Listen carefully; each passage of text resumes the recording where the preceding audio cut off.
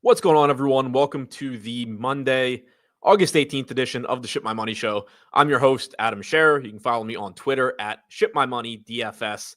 8-game slate tonight, Coors Field, Dodgers in Coors Field, making it even better. So a lot to talk about here. Some interesting ownership spots, some questionable pitching getting a lot of ownership. Not that it's necessarily wrong, but still some questionable pitching getting a lot of ownership. Obviously, Dodgers really popular.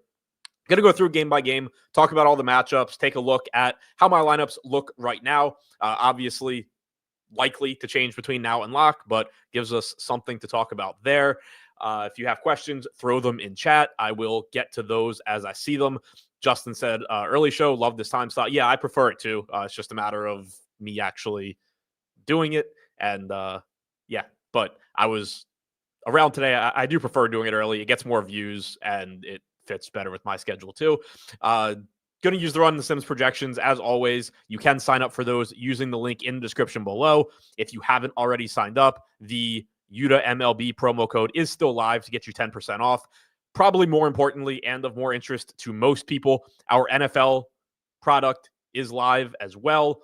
Early Bird gets you 15% off, and that 15% locks in for life as long as you maintain your subscription. So going forward, we change prices.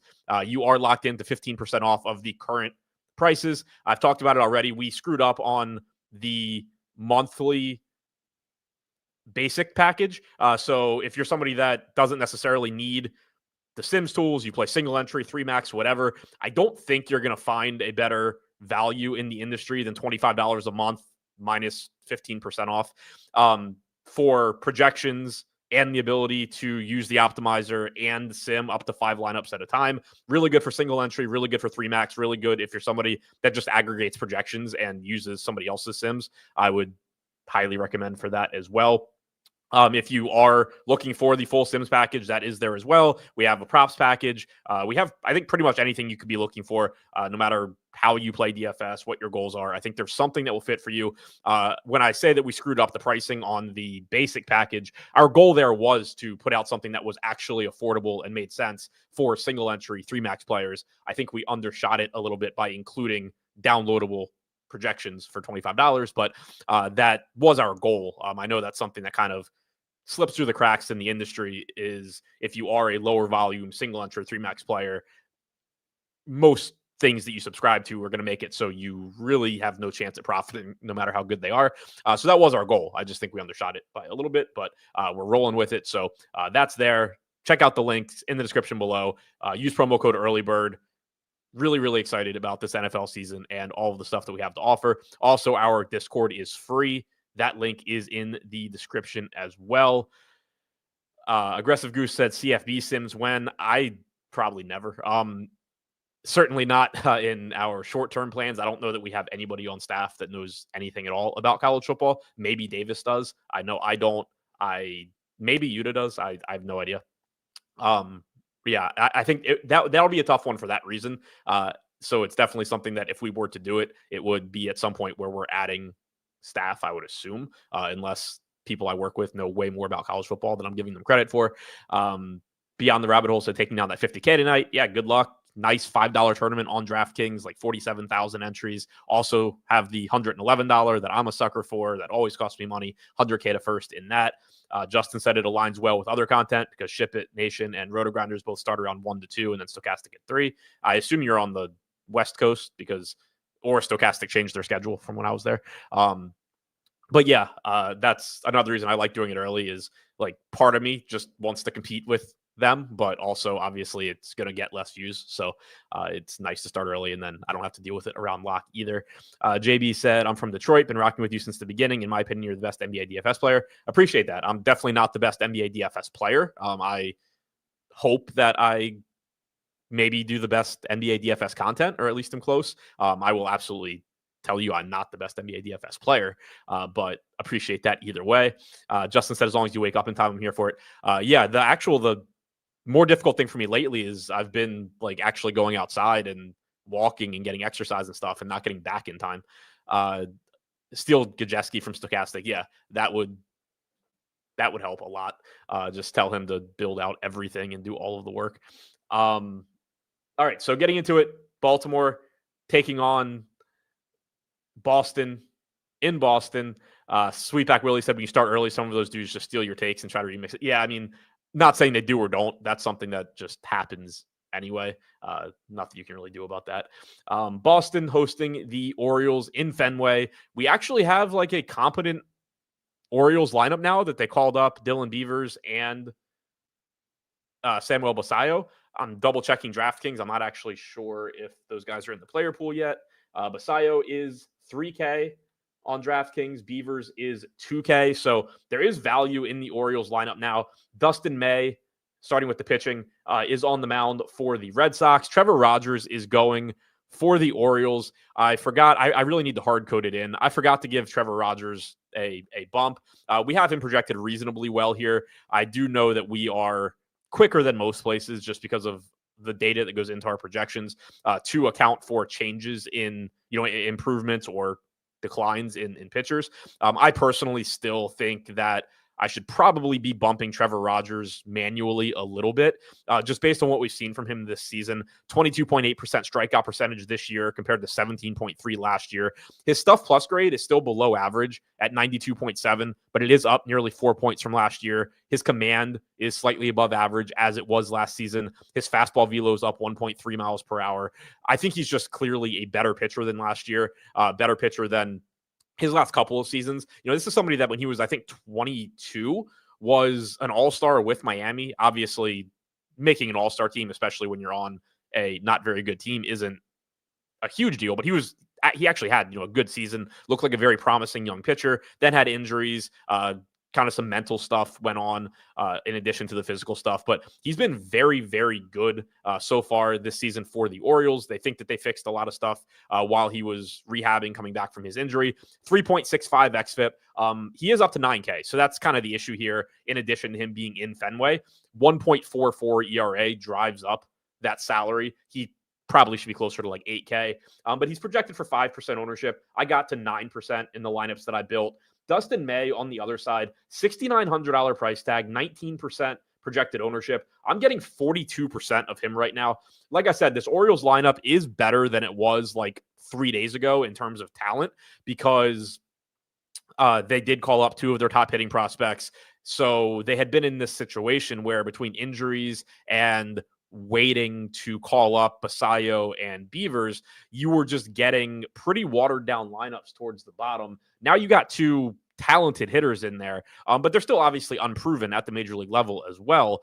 So it's still not a lineup that is like super dangerous, but it is a lot more talented than it was. You have a 1 through 5 most likely with Holiday, Westberg, Henderson, Rutschman, and Cowser. These are all established major league players that are at worst league average hitters. And then the bottom of the order, probably something like Basallo, Mayo, Beavers, Carlson. Basallo, Mayo, Beavers are all legitimate hitting prospects. Basallo and Mayo both, top 100 prospects. Beavers in, I think, Baseball America just cracked the top 100. He's not top 100 in the others, but he raked at AAA this year in his first stint there. 304 batting average, 18 home runs in a pitcher-friendly park, 152 WRC plus. There is talent here, but they do need to adapt to the major league level.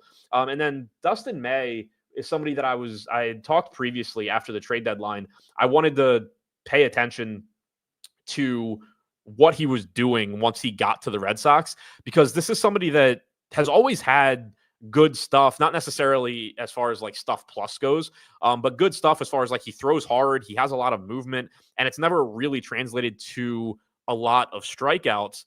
In his 2 starts so far with the Red Sox, 3 2/3 against Kansas City, struck out 4, and then went 6 innings against Houston, struck out 8. The Red Sox said when they got him that they wanted him to throw his cutter more. They think that can be a really good pitch for him. He threw it 30% of the time against Kansas City. He threw it 20% against Houston. That's a pitch that he had thrown 9% of the time this year with the Dodgers. His sinker usage for the season, 34%. In his 2 starts with Boston, 14 and 24%. His slider usage, pretty similar, down a little bit, but pretty similar. So mostly you've seen him replace some sinker usage with cut fastball usage, and the jury's still out on, what that means as far as strikeouts, as far as swinging strike percentage goes. So far this season overall, like I said, he really hadn't thrown the cutter too much. If you go back to he missed last season. If you go back to 2023, he threw the cutter 20% of the time to lefties. His strikeout percentage against lefties was 6 points higher than against righties. In 2022, he threw his cutter 33% of the time to left-handed hitters. This is a very, very small sample. Had a 14% swinging strike percentage. He struck out 26% of lefties.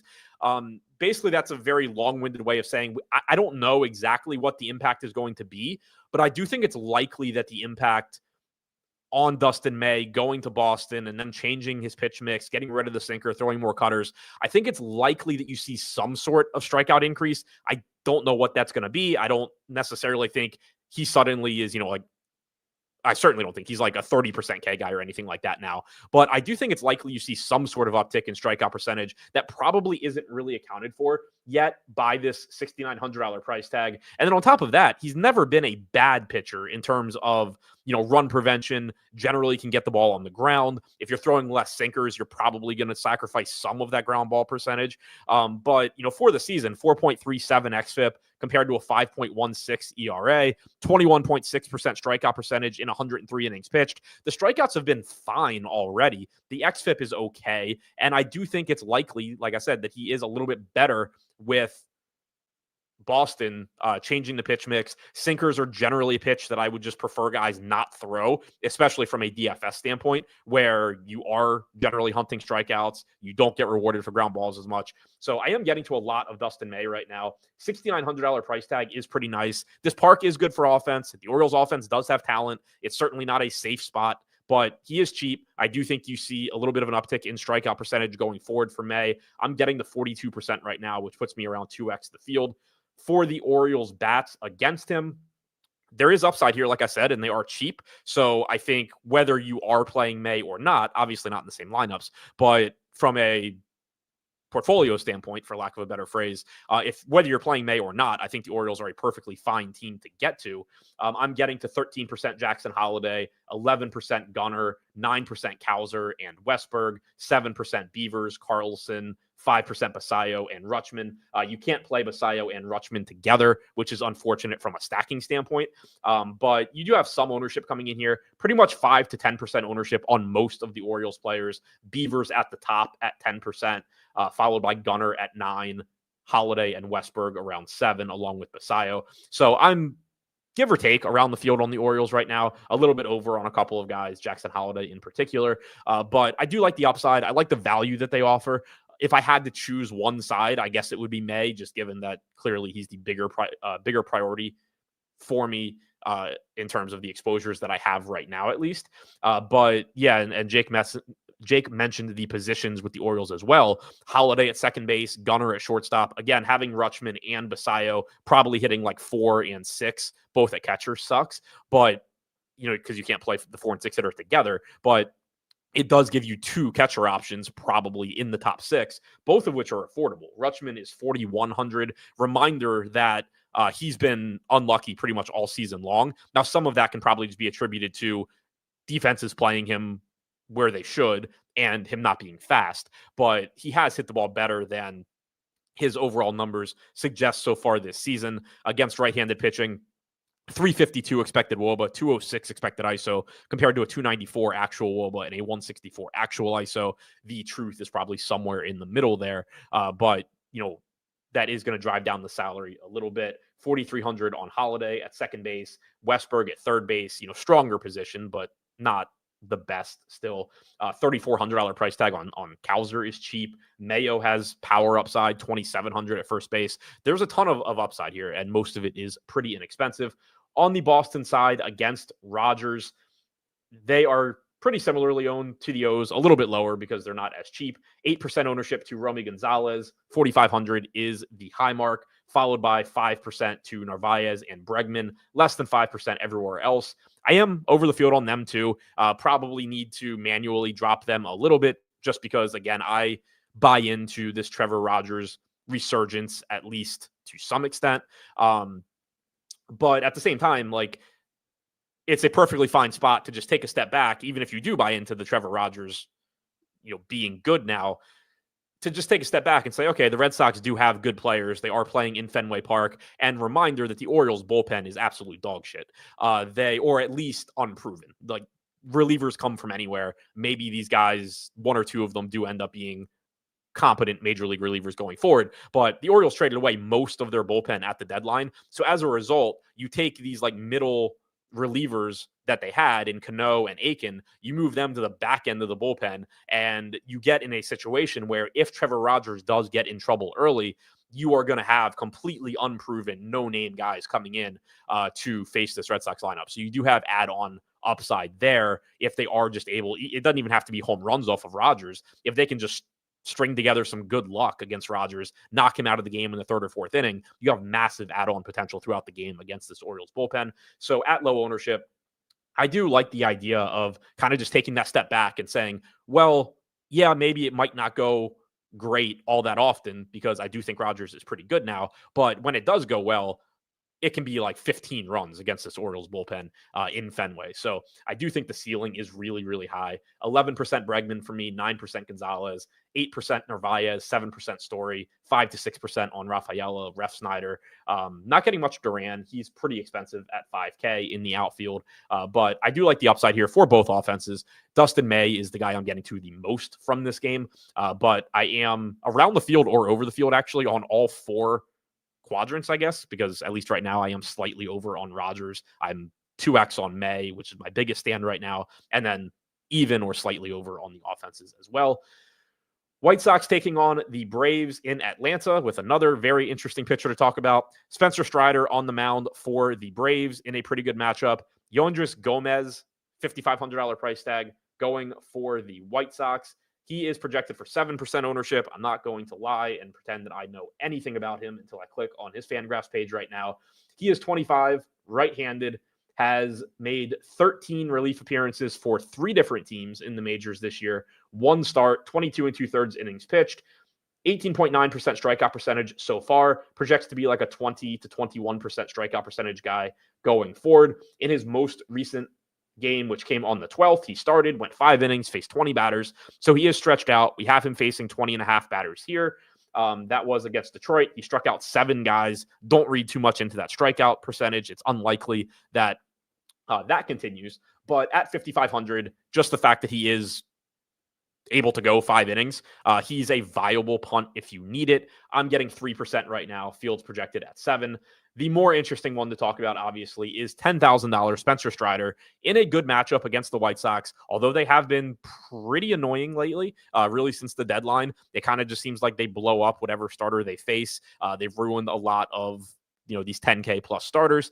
Overall, though, their active roster, 12th in strikeout percentage, tied for 11th against right-handed pitching in WRC plus. So far this season, they are still 29th. Now, obviously, that includes bench guys. If they run out a normal starting lineup, it's not the worst lineup in the world. Talkman, Mydroth, Colson Montgomery being up now, Luis Robert seemingly interested in playing baseball again, Benintendi actually producing this year, Vargas is fine, Teal's a decent hitting prospect. It's not a good lineup, but it's not horrible, the guys that are actually likely to be in it. That being said, Spencer Strider is obviously better than the hitters on the White Sox. The thing that I still think is interesting about Strider, though, is that Spencer Strider is good this season. And on this slate, he is probably the second best pitcher in terms of talent behind Yamamoto. Yamamoto is pitching in Coors Field against the Rockies. So, take that. Do with that whatever you want. Coors Field obviously sucks. Pitching against the Rockies is obviously fantastic. So I do think this is one of those slates where like Strider's going to get a lot of ownership. I have him projected for 39% right now at 10K. I think he should be popular in the sense that you're just comparing him to the other pitchers on the slate, and he is one of the most talented. He does have a favorable matchup against the White Sox, but I do want to point out that this is not Spencer Strider of 2 years ago. He has not been that guy all season long. He is not showing signs of becoming that guy anytime soon. Hopefully he does get back to it eventually, but he has a lot of red flags this year. Now, he has struck out 28% of hitters. So I do want to reiterate, he hasn't been bad. When you talk about red flags with Spencer Strider, I'm comparing him to this guy that struck out, 33, 34, whatever it was, percent of hitters in 2023 prior to injury. I'm not talking about red flags compared to the average starter on the slate or even in baseball. But in his last full season in 2023, he struck out 36.8% of hitters. This year, down to, as a starter, 28%. I guess he had a relief appearance at some point. I guess I just need to update. I don't have his last start. He's at 27% for the season. So he has, obviously dropped off in strikeout percentage. His stuff plus grade this year is 97.3. To put that in context, it was 118 in 2023. Actually, it's 92 now. It went down after his last start. 97. It was 120 in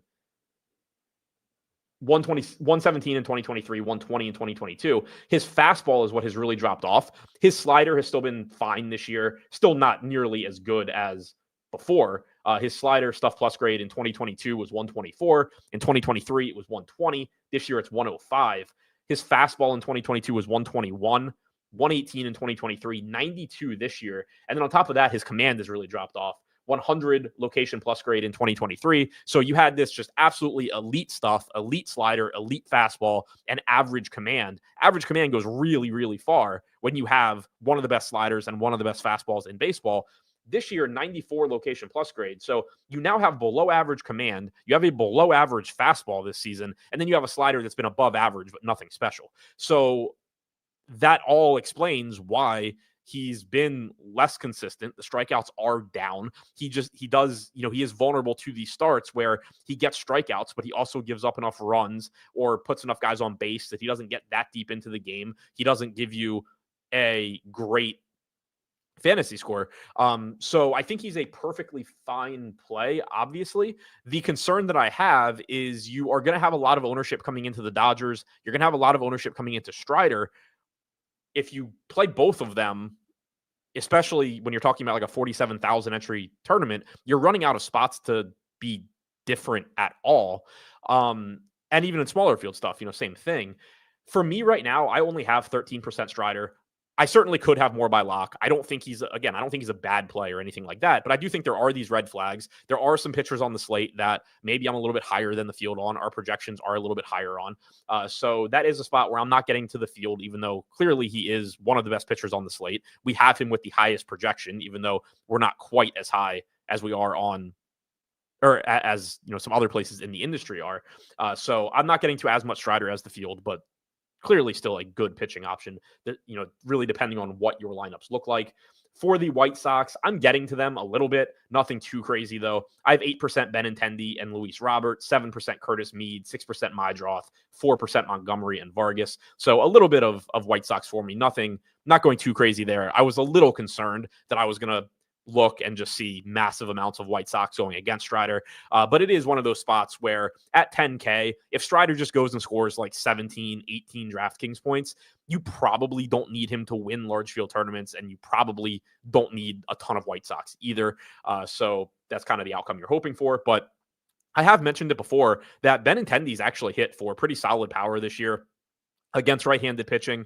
Benintendi this season has a 216 expected ISO compared to a 146 actual ISO. Again, truth probably somewhere in the middle there, but he's made more quality contact than usual. Luis Robert has shown signs of life recently and gives you stolen base upside. So I think, using the White Sox as a negative correlation play against Strider combined with a low owned value option is fine in some lineups. Nothing I would want to go too crazy with, though, just given that Spencer Strider is arguably the best pitcher on the slate, and the White Sox are arguably the second worst. They're not as bad as the Rockies.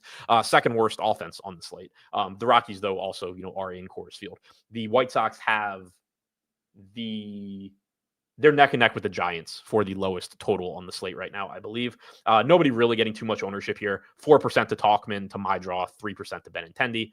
On the Braves side against Gomez, 13% ownership to Acuna, 12% to Profar, 11 to Baldwin, around 9 to 10 to Harris, Ozuna, Olsen, 8 to Alvarez. So you're getting, give or take, 10% ownership to most of this Atlanta lineup. And it makes sense. You're going up against a pitcher who doesn't project to be particularly good at the major league level. The Braves, while they have been a disappointing team overall this year, they do still have talent in this lineup. They have stolen base upside in this lineup. They have Ronald Acuna back, which obviously just makes the lineup that much better. I'm pretty much getting around the field there. I don't think that there's a lot to say matchup wise. We don't have a lot of data on Gomez. So my approach would just be, play the best hitters or the cheapest hitters, assume that you're going to get traditional splits because that's a pretty safe assumption until you find out otherwise. So I'm getting 13% Acuna at 5,500. Profar looks like it's solid value at 3,900, probably leading off. I have 11% of him. I have 11% Harris at 3,500, 7% Baldwin, 13% Matt Olson, 5K, first base, ton of power upside there. When you talk about, the best hitters in this lineup against right-handed pitching for the season, Matt Olson, 250 expected ISO, Acuna, 318, Baldwin, 212 in 248 plate appearances. Don't sleep on that. Obviously that's really impressive for a catcher. Marcell Ozuna, 252 and only 3,800. He's in 8% of my lineups. Harris is at 186. He's somebody that I think people are kind of down on just because, maybe he hasn't lived up to the hype from his rookie season, but he's still solid. He's outperformed his actual numbers. His expected numbers have outperformed his actual. 344 expected WOBA compared to 293 actual, 186 expected ISO compared to 163 actual, only an 18% strikeout percentage. So he is putting the ball in play as well. So certainly some spots to get to here for Atlanta. I think they look pretty good. They have one of the highest, they have right now, I think the highest non-Dodgers total on the slate. Also known as second highest would have been an easier way to word that, I guess. Texas taking on Kansas City in Kansas City, 4.5 to 5 totals for both of these teams. For the Royals, we have Michael Wacha. For the Rangers, we have Jack Leiter, $8,200 price tag on Wacha, $7,200 on Leiter. Tough strikeout spot for Leiter. Kansas City is a tough team to strike out. This is a very, very difficult park for getting strikeouts. Obviously, the park factor impacts Wacha as well, just a little bit less than Leiter, since Wacha pitches roughly half of his games here, and it's already baked into his stats, whereas Leiter doesn't pitch here, and so it's not. But the field's not getting much of either one. I'm not getting much of either one. 4% ownership to Wacha, 2% to Leiter. I don't have any Leiter right now. I have 1% Wacha right now. For the season, neither of these guys have been great at getting strikeouts. Wacha has struck out 18% of hitters. Leiter has struck out 21.5. Leiter does have very good stuff. 108.9 stuff plus grade this year. Highly regarded pitching prospect. Former top 5 pick. Obviously good bloodlines. 4.86 xFIP so far this year. Certainly not a finished product as a pitcher, but does have good stuff. Tough strikeout matchup, though, like I said. And it's a good offensive park overall as well. Just not good for hitting home runs. Offensively, starting with the Rangers, I am sorting wrong. Getting to a lot of the Rangers. For a second, I didn't think I was getting any, but I am getting to a pretty good amount of the Rangers here. Again, good park for offense, just not a good park for hitting home runs, but good park for doubles, good park for scoring runs in general, good park for putting it in play. Marcus Semien getting 8% ownership along with Wyatt Langford and Corey Seager. Jock Peterson leads the way at 10% because he is 2,400 and probably still hitting in the middle of the lineup for I do not know what reason. Josh Smith getting 8%. I am not getting a ton of the entire lineup or anything, but I'm getting a lot of Marcus Semien in particular. I have 19% Semien. He's $3,500 at second base. We know second base isn't the greatest position. You get some power upside from Semien. Wacha historically has been a reverse splits guy as well. Very, very good changeup, which leads to that. And that's been the case so far this season as well. Strikeout percentage is about the same, right around 18% to both sides of the plate, but a 198 expected ISO to righties compared to 141 to lefties. Semien so far this season, horrible start to the season, but does have a 165 expected ISO now in 379 plate appearances against right-handed pitching. I don't have that broken down by month, but I'm pretty sure it's trended in the right direction. I don't know how he's done in the last 2 weeks or anything, but I know he did get hot after a horrible start to the year. But either way, taking his overall 165, that's perfectly fine for a $3,500 price tag. And then obviously you still factor in his track record as well, being a legitimate power hitting second baseman. I'm getting 11% Langford and Higashioka. Higashioka, 3K, probably hitting toward the bottom of the order, assuming he's in the lineup, but does give you at least a little bit of power upside at catcher. Only a 144 expected ISO against right-handed pitching in a limited sample this year. Generally does hit left-handed pitching better, as you would expect. Going back to last year, 153 expected ISO, but for a cheap catcher, that is, at least some upside. Wyatt Langford gives you stolen base upside in addition to power upside. 210 expected ISO against righties for him. Corey Seager, only 4,600. He is a lefty. Like I said, Waka doesn't give up as much power to lefties, but Seager does have a 288 expected ISO and a 423 expected WOBA against right-handed pitching this season. Those are the four I'm getting to the most. I only have 6% Peterson at 10% owned. He is getting ownership because the team has a relatively high total and he is really, really cheap, but he has not been good this year. 185 plate appearances against right-handed pitching, 141 expected ISO, 294 expected WOBA. I get it. Like, he's been a productive hitter throughout his career. He is cheap. It's one of those kind of weird spots. Like, it's difficult to describe because on the one hand, if Peterson were just projected for like 3% ownership, I would be sitting here saying, look, I know he's been terrible this year, but he's 2,400. It accounts for how bad he's been. He's not getting any ownership. I'm going to play some Peterson. But if the field's going to play him at 10% or so, I'm also fine with just saying like, okay, hopefully this isn't the Jock Peterson breakout game. Hopefully he continues to suck. He certainly doesn't look the part. He looks like he ate Daniel Vogelbach. He's just looks like he kind of stopped caring about baseball. Obviously don't know if that's the case, but when you look like you weigh 380 pounds and you also can't hit anymore, it's kind of easy to start drawing conclusions. So it is just one of those tricky spots where if he does well, it's just going to be like, yeah, well, that was obvious. I should have played minimum salary Jock Peterson batting cleanup against Michael Wacha. But he is going to get some ownership. If you play him, fine, but I'm a little below the field right now. I'm a little below the field on Smith as well, but 3,800, third base outfield certainly looks pretty nice. Josh Young is another right-handed power bat, at least theoretically. He has not had the best season either, was briefly demoted for a while as well. But in theory, Josh Young has right-handed power, only a 154 expected ISO so far this season. He's getting 4% ownership. I have 4%, but I did want to point him out. Just, if you are stacking the Rangers and you do need a cheap bat, throw Josh Young in there. Does have that right-handed power potential, at least against Michael Wacha.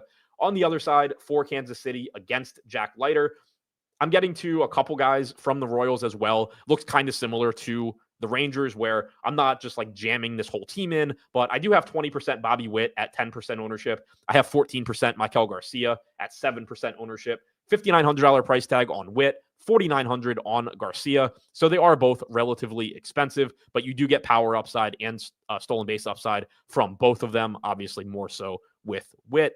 Leiter this year has allowed power to both sides of the plate. 208 expected ISO to righties, 202 to lefties against right-handed pitching this season, 233 expected ISO for Witt, 153 for Garcia, but also a 352 expected WOBA, only a 12% strikeout percentage, so it does put the ball in play. Obviously, that's not the most important thing for DFS, but puts the ball in play, gets on base, produces, can run a little bit. I'm getting to 8% Pasquantino, 6% Yaz, 5% Perez, as well as 5% India.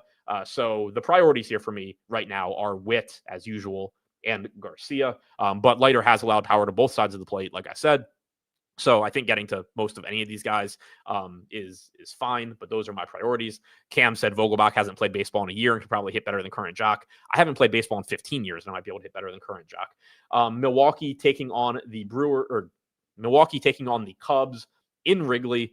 From a weather standpoint, we have some rain, but right now, hopefully, looks like it'll be okay. We'll see. From a wind standpoint, it doesn't look like that should be too impactful, blowing across the outfield, I believe.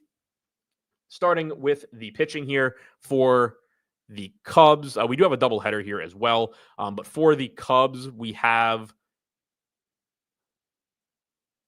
Jameson Taillon. For the Brewers, we have Chad Patrick. 2 to 3% ownership coming into both of them. I do not have either one right now. Obviously could get, little pieces, but it's not a spot that I'm super interested in getting to. $7,500 price tag on Tyon returning from the injury list, I believe. For Patrick, he's coming in at 8,700 in a tough matchup. Both of these guys, with pretty tough matchups. Tyon has not pitched since June 29th. He went 5 1/3 in his most recent rehab start, so should be able to go relatively deep through 84 pitches. Workload shouldn't be too much of an issue. Jameson Taillon being the pitcher is probably the bigger issue here for the season. I do not have him on my sheet. He wasn't listed on Fangraphs as a probable starter. For the season, he has, I think, like a 20-ish percent strikeout percentage, 19.1. Just not a great strikeout guy. 5.19 FIP this year.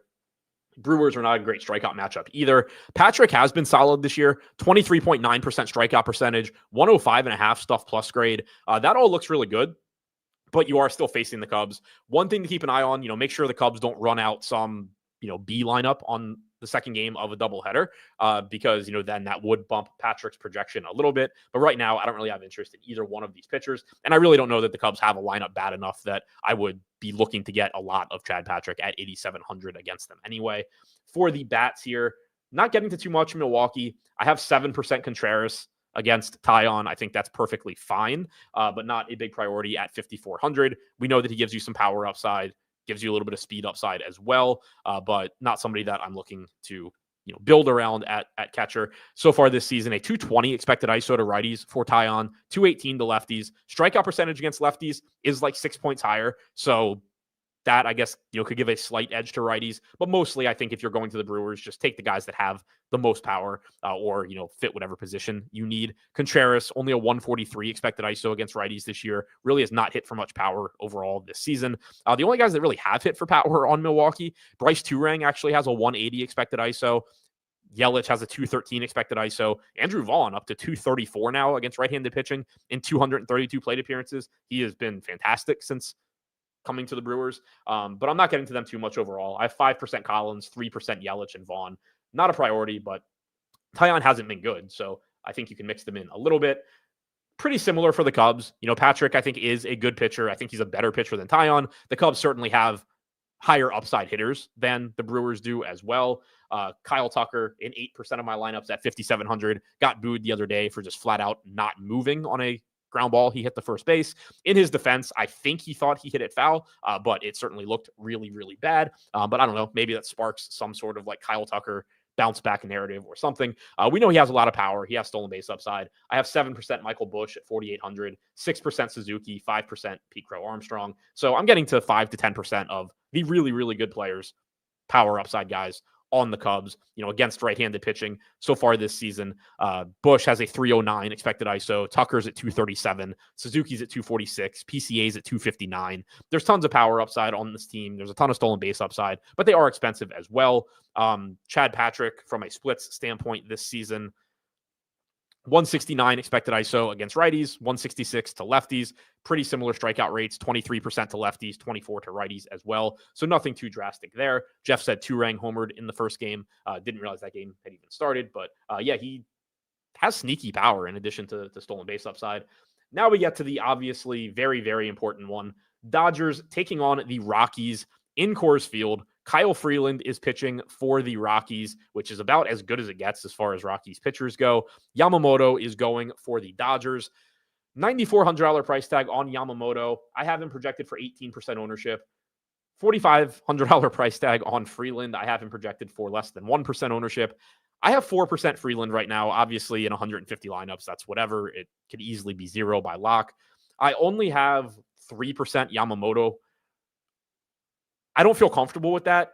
I generally don't have a ton of Yamamoto, though. Our projections, for whatever reason, tend to come in a little bit lower than the industry. That's not necessarily even the case today, though. He's very similar in our stuff as the bat. He's lower than Saber, Sim, and Stochastic. So we're on the low end, but it's not like we're not like several points below everybody to where I'm going to be like, shit, did we, screw something up? I think we have a very reasonable projection. We have him as, one of the highest projected pitchers on the slate, but he is pitching in Coors Field. Now, you can certainly make the argument that the Rockies are like unquantifiably bad this year. As bad as they've been, it seems like they still underperform projections like every day. And, if you're using our projections and you wanted to manually bump Yamamoto a little bit, I think that's fine. I do think in general, I don't want to say like we're too low on him in general, but we definitely, I would say that like from an industry standpoint, seem to view him a little bit worse than industry consensus. So if you wanted to play more of him, fine, but I'm not getting there. Again, he has 9,400 in Coors. This is a park that no matter how bad the Rockies are, it is going to make them strike out less than they would outside of Coors. They're just still going to strike out a lot. Yamamoto does have the highest strikeout percentage of anybody pitching today at 28.5%, just edging out Strider. 3.01 xFIP. He is very, very good. He does, sometimes run into some efficiency issues combined with Roberts not always having the longest leash, but I do think Yamamoto is very similar to Strider, where I'm not getting a ton right now. I do know that I'm getting to at least one pitcher that's not getting a lot of ownership that we have projected really well.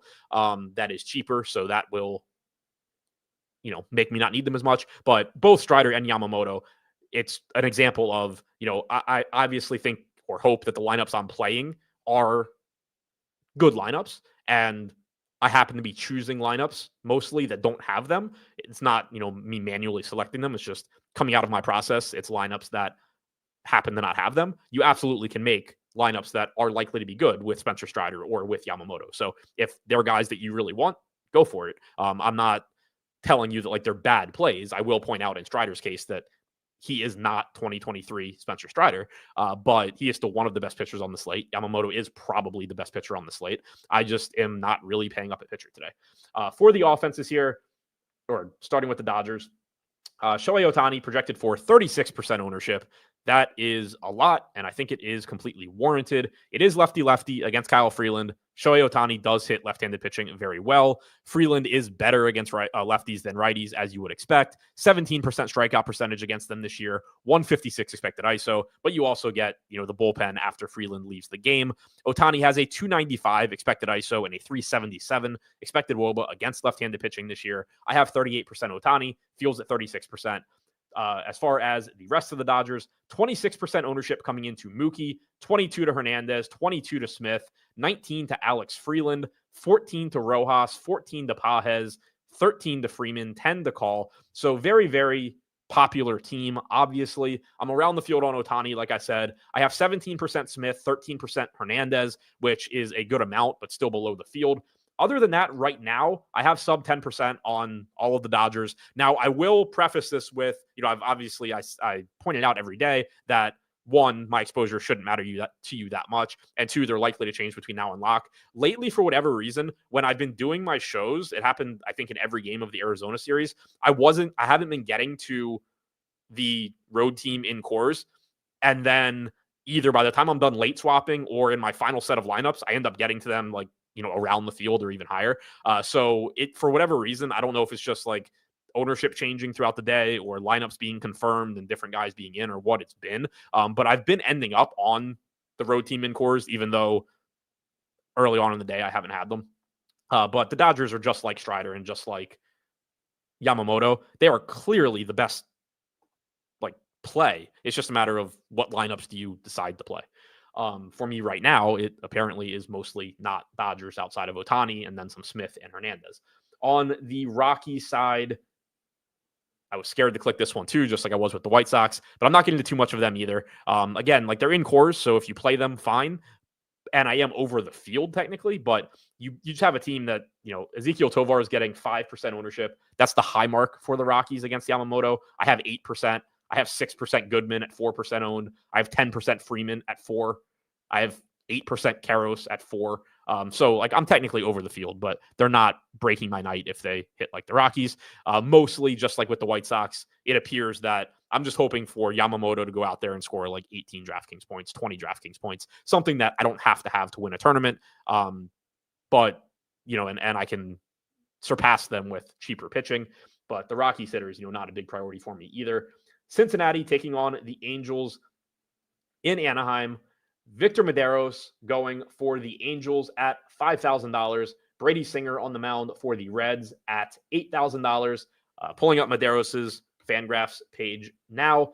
He is getting 15% ownership. I have 15%. We have him projected for just shy of 21 batters faced at 5K. That's going to get him into lineups. We have him projected for 4 strikeouts. This is his 4th appearance of the season. He's made 2 starts, 8 innings pitched total. His most recent appearance was a start against the Dodgers on the 12th. He faced 17 batters, went 4 innings. So yeah, I mean, I assume he can give you like 5 innings or so here. He threw 72 pitches in that one. He projects to, need to get back to the right page.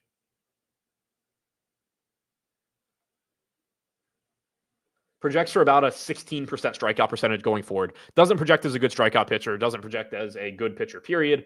5.25 FIP, give or take, in most projection models. But the Reds aren't a great offense, and most importantly, he is 5K. So I am using him for some value. I don't have high expectations. We have him projected for 10 DraftKings points.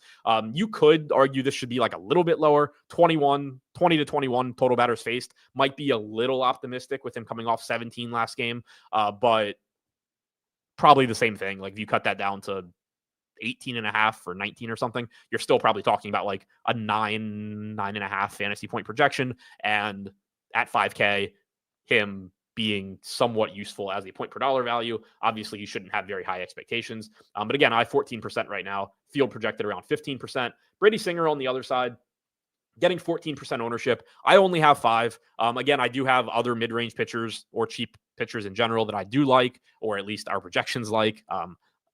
I wouldn't use the word like, but that I am getting to, and it probably is costing me some Singer. If you want to chase the strikeout upside for Singer, I think that's fine. Singer doesn't bring much strikeout upside on his own, but the Angels give it to you. Singer has a 22% strikeout percentage this year, 119 innings pitched. His stuff has graded out better this year, 95 stuff plus grade compared to 90.5 last season. I think he's a perfectly fine play here. He's just not one that I'm getting much of. The Angels do have a relatively high total at between 4.5 and 5. They obviously strike out a lot. They also have a lot of power in their lineup. They are 3rd in strikeout percentage against right-handed pitching. That was against left-handed pitching. They are 2nd in strikeout percentage against right-handed pitching. Actually, they're tied for 1st now with Colorado. They are 23rd in WRC plus. They do have power, so there's not a lot of margin for error for Singer. But if he's locating well and has reasonably good stuff today, he can get strikeouts here. Against righties, only a 21% strikeout percentage compared to 23% against lefties. But one thing that does really stand out here, only a 107 expected ISO for Brady Singer, 289 expected WOBA against right-handed hitters. Most production against him has been from the left side, 360 expected WOBA, 209 expected ISO. The Angels will be a predominantly right-handed lineup because they don't have many left-handed hitters. You'll probably only have Shanuel, Moncada, and Rengifo from the left side. So it is noteworthy to me that you have a lot of sinker usage from Singer. He is or has been good at limiting that right-handed power this year. So that's not to say that, again, the Angels have very good power hitters. They're relatively likely to be able to make contact against Singer, but he has been able to get quality contact, get the ball on the ground against right-handed hitters, and that should help him out here as well. For the bats on the Red side, I'm not getting much. I honestly wish I was getting more. They are pretty popular. Gavin Lux getting 13% ownership, Steer at 13, Friedel at 11, De La Cruz at 10%. So you have a pretty popular Reds team. 6 to 8% coming into Andujar and Hayes as well. I don't really have them much. 3% De La Cruz and Friedel are my 2 highest. Again, I would like to have a bit more because it is a good park for offense. There is power and some stolen base upside here on the Reds. They are affordable. $5,800 De La Cruz is the only hitter above 5K in their projected lineup. You're facing a pitcher in Madero's who isn't very good and is getting ownership. So honestly, I just wish I had more Reds than I do right now. But they are popular. On the Angels side, 5 to 10% ownership coming into most of them. I have 11% Rengifo. That's my highest owned guy. He's 3K, second base and third base eligible. 10% Mike Trout. I will point out that historically throughout his career, Mike Trout has been a very good low ball hitter. So again, Singer's been good at limiting power to righties. Obviously, if every righty he faced was Mike Trout, that number would be higher anyway. But you do have somebody that's looking to throw sinkers, probably work down in the zone a lot. Trout has done damage against that throughout his career. He's been a very good low ball hitter. Zach Neto in 9% of my lineups, 8% Moncada. I do like Moncada a lot here individually. He's only 4K, third base, has the platoon advantage against Singer, where, I just said Singer's allowed that 209 expected ISO to left-handed hitters. Moncada has a 227 expected ISO, 229 actual ISO against right-handed pitching this season. We've seen that power from Moncada that he showed way back in the day on the White Sox. He's not projected for much ownership. He is relatively cheap. So individually, I would single him out as a bat that I do like here from the Angels. I have 7% Ward and Adele as well, 6% Shanuel. So I am taking some shots on relatively low-owned Angels, just being able to get to Singer, high upside offense, but not going too crazy with them. And again, individually, I do like Moncada in this matchup. Guardians taking on the Diamondbacks in Arizona, about a 4.5 total for both of these teams. Gavin Williams is going for the Guardians.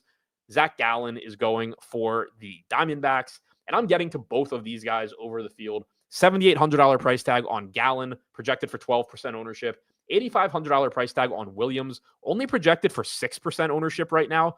I'm getting to 23% Williams. I'm getting to 25% Gallen. That puts me like 2x the field on Gallen, around 4x on Williams. Now, maybe ownership comes up on them, especially Williams. But we do have a higher projection on Williams than other sites do. Usually, that makes me feel like ownership's not going to come up that much. I felt that way with Edward Cabrera the other day, though, and he ended up being twice as popular as anybody projected. So maybe you do just get, 10, 15% ownership on Williams, and my sim ROI looks like shit because I thought he was going to be 6. But right now I have him kind of just getting squeezed out for some of these other pitchers. And the matchup against Arizona isn't ideal. Obviously, it's not as good as it was or as bad as it was earlier in the season, but it is still a good lineup overall, or at least, a difficult lineup to strike out. Their active roster actually still has the highest WRC plus against right-handed pitching in baseball right now. They rank 18th in strikeout percentage, but Williams is a pretty solid pitcher as well. 23.4% strikeout percentage in 125 innings pitched this year, 4.2 xFIP, 3.17 ERA. He's solid. He's not great, but he is a pretty good pitcher. I think it's mostly just that he's 8,500. He's getting right now like half to 1/3 the ownership of Brady Singer, who is probably not quite as good a pitcher as him. Granted, the matchup not quite as good either, but I'm fine taking some shots, at Gavin Williams here at low ownership. If this ownership projection comes up, then my exposures do probably move, down pretty quickly. But Zach Gallen on the other side, nice strikeout matchup overall against the Guardians.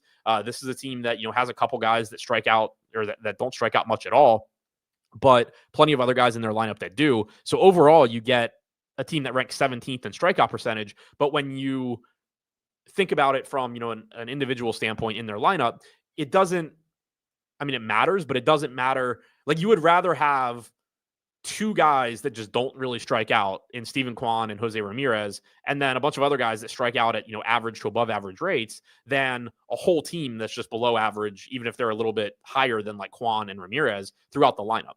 So there are guys in this lineup that you can get Ks against. Gallen has not been good this year. There is no way around that. 21.7% strikeout percentage is down 3 points from last season. Stuff plus grade is similar to last season. Command is similar to last season. But that strikeout drop off in 139 innings pitched is not something to ignore. But he's only 7,800. In past seasons, he was certainly always a hell of a lot more than 7,800. And he is somebody where I think that his ERA is driving down that salary. 5.31 ERA, only a 4.03 xFIP. Like, he's not been horrible this year. And, the underlying stuff in terms of his stuff compared to last season and command compared to last season isn't terrible. It's not like, Brandon Pfaadt, another Diamondbacks pitcher who's been disappointing this year. You look at Pfaadt and it's like his strikeouts are down, his stuff is down, his command is down. With Gallen, it's the strikeouts are down, which is a problem at this point in the year. It's the most indicative thing of what he's going to do going forward from a strikeout standpoint. But at least, the stuff, which his stuff plus grade is always below average because he's a changeup reliant guy and it doesn't grade out well, but it's similar to last year. Like, there hasn't been a drop off across the board in his ability to pitch. There's just been a drop off in his strikeouts. So I am getting to both of those guys. I'm not super comfortable with it, but there's not a lot I would be super comfortable with on this slate. For the bats on the Cleveland side, 13% ownership coming into Ramirez, 11% to Naylor, 11% to Kwan, and then a drop off where you're getting like 5 to 7% to Arias, Kifus, Rocchio, Manzardo, Schneemann, Martinez. I'm pretty close to the field on most of these guys. 11% Ramirez for me, 10% Naylor, 5 to 7% Kwan, Arias, Manzardo, sub 5% everybody else. So that puts me a little below the field on them. From a splits standpoint for Gallen so far this season, left-handed hitters striking out 17.6% of the time with a 189 expected ISO. Righties are striking out 24.5% of the time. They have hit for more power, 233 expected ISO. So you've had a power issue to both sides of the plate, but a little bit more to righties for Gallen. Strikeouts have been there more against righties than lefties. You will probably get a predominantly left-handed Cleveland lineup. It is likely that the only righty in there is Gabriel Arias, so that's not ideal from a strikeout standpoint for Gallen. It does save him a little bit in terms of power, at least when you look at what he has allowed so far this season. On the Arizona side, against Williams, they're not getting much ownership. I am getting to a couple of them, and not surprisingly, that couple is Corbin Carroll and Ketel Marte. Corbin Carroll, 6,100. Ketel Marte, 5,800. They are expensive, but they are both really, really good. 177 expected ISO allowed to lefties for Williams this year. 161 to righties. Lefties striking out 25.5% of the time. Righties striking out 21.5%. So a little bit more power for lefties, but also a higher strikeout percentage. Against right-handed pitching this year, 302 expected ISO for Corbin Carroll. 286 for Ketel Marte. Both clearly just very, very high upside plays. Other than that, I'm at 5% or lower on the rest of the Diamondbacks, which puts me pretty much in line with the field. 5% projected ownership to both Carroll and Marte. And then wrapping this one up with the Padres hosting the San Francisco Giants. For the Padres, we have Nestor Cortez on the mound. For the Giants, we have Robbie Ray. 11% projected ownership coming in to Robbie Ray at $9,700.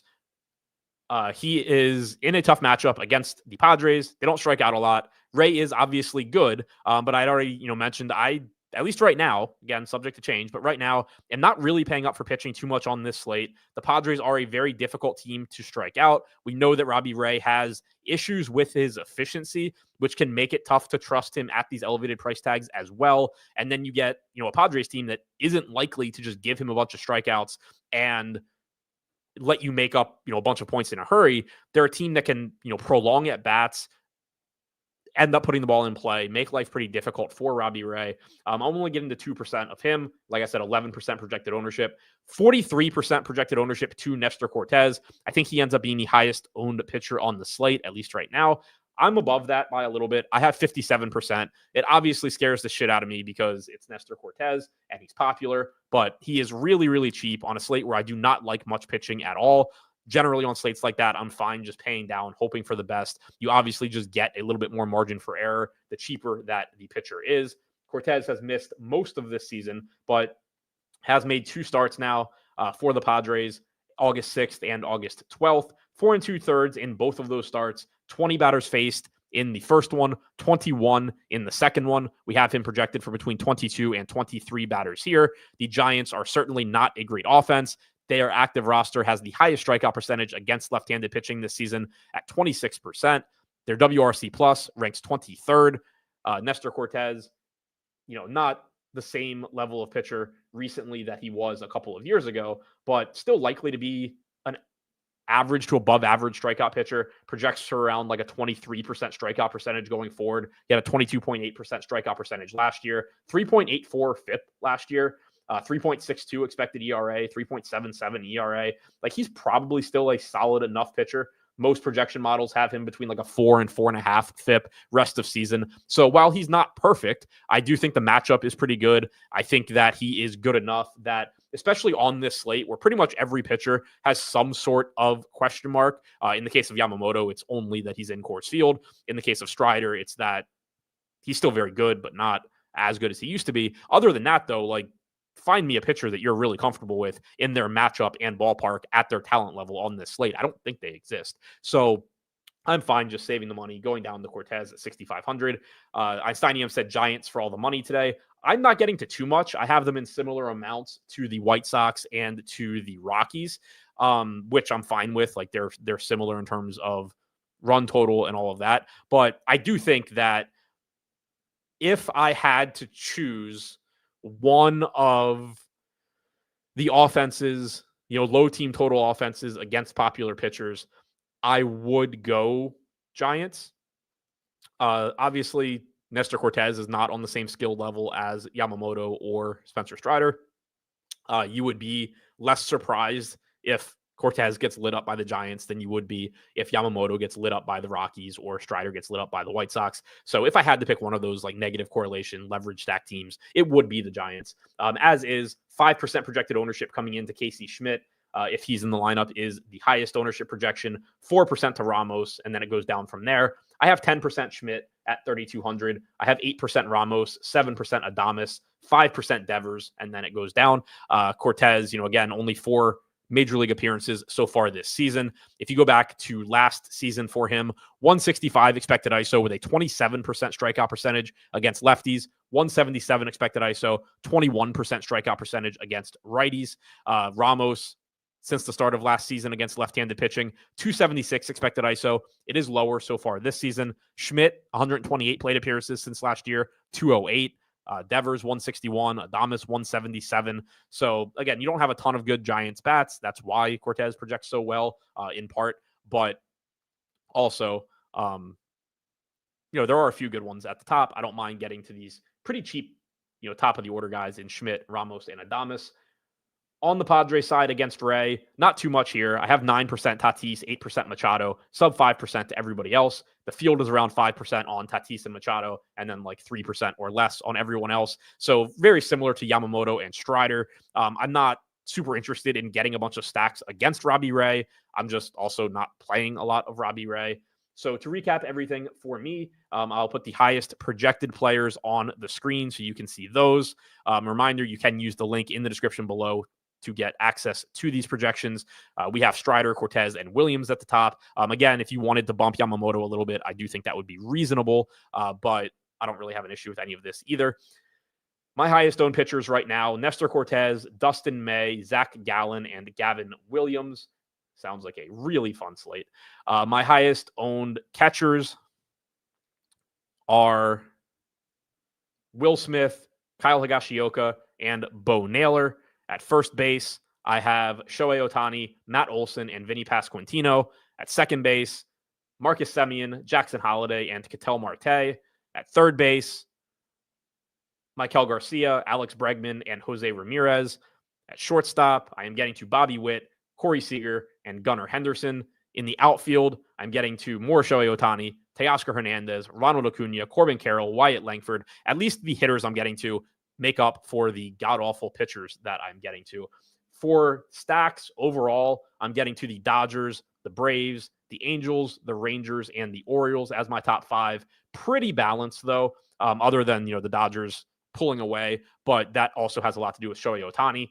For 5-mans, pretty balanced as well. Not a lot of Dodgers 5-mans for me, though. Texas, Baltimore, Boston, Cleveland, and the Angels are my top 5 5-mans. Home run projection, I will go with, there was one I really liked when I was talking about it, and I forget who it was.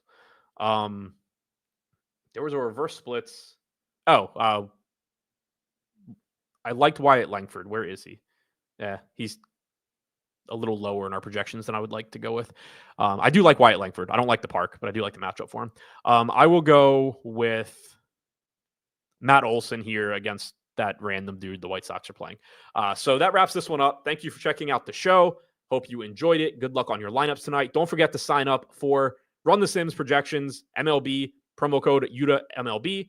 More importantly, NFL promo code is Early Bird. I had to read the banner at the bottom because I forgot. Early Bird, lock that in for life, 15% off. Sign up for NFL. Don't forget, just do it now, but certainly before the start of the season. Hit the thumbs up button, subscribe to the channel, all that stuff. Good luck on your lineup. See you back here tomorrow.